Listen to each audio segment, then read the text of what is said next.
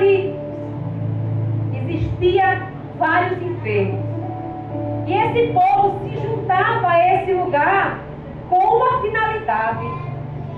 Por que reunia essa multidão de enfermos nesse lugar, nesse tanque de Betesda?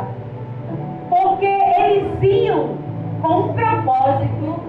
Eram pessoas carentes que desejavam do Senhor uma cura. E se reuniam multidão de pessoas enfermas para se reunir ao redor daquele tanque de Betesda para que fossem curados.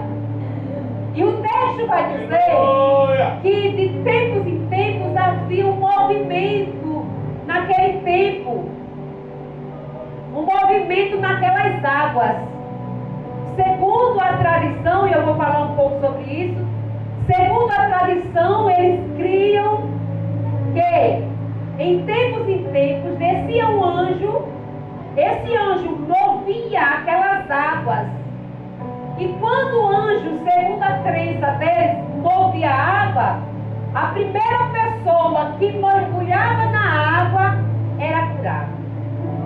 Agora, irmãos, há uma briga de entendimento teológico com relação a isso, porque alguns estudiosos dizem que eles não creem que os pregadores não focassem muito nesse negócio de anjo que descia para movimentar as águas e o primeiro que chegasse seria curado, porque estaria ali, havia uma concorrência, né? E Deus não estaria no negócio desse.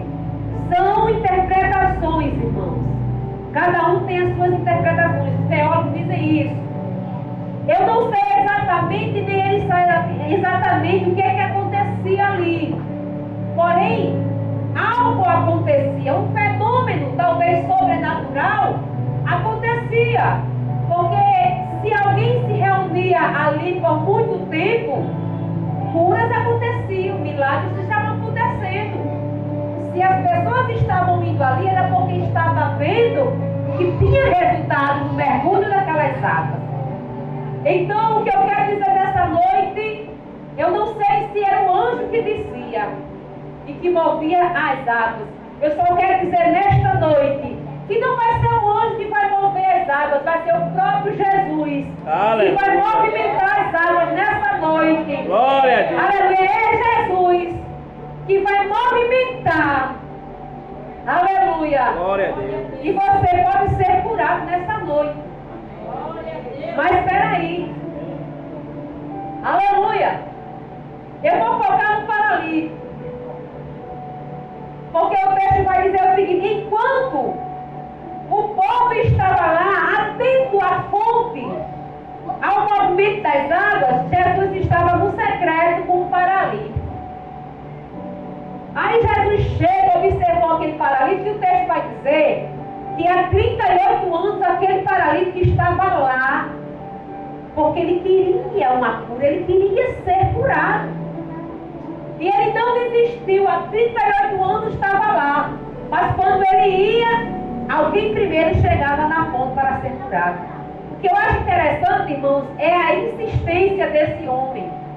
A persistência de esperar 38 anos na condição em que ele se encontrava, sabendo que as pessoas queriam sempre ser o primeiro, queriam sempre ser curado. Porque se eu tenho uma enfermidade, é claro, se você tem uma enfermidade, você quer ser curado primeiro. Você não vai esperar, né? Você não vai ceder a sua vez para ninguém. Você quer ser o primeiro a ser curado. Não é verdade? Mas deixa eu dizer uma coisa aqui. Aleluia. Louvado seja o nome do Senhor. Esse texto, irmãos, quando eu li um versículo aqui, diz assim, ó. Aí Jesus chega no paralítico, Jesus observa aquela multidão de enfermos. Mas Jesus se aproxima de um apenas.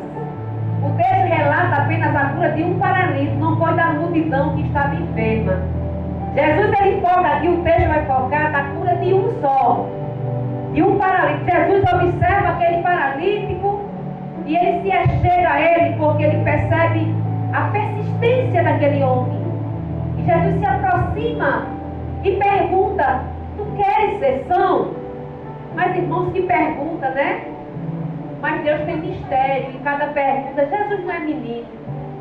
Há uma interpretação em cada colocação de Jesus.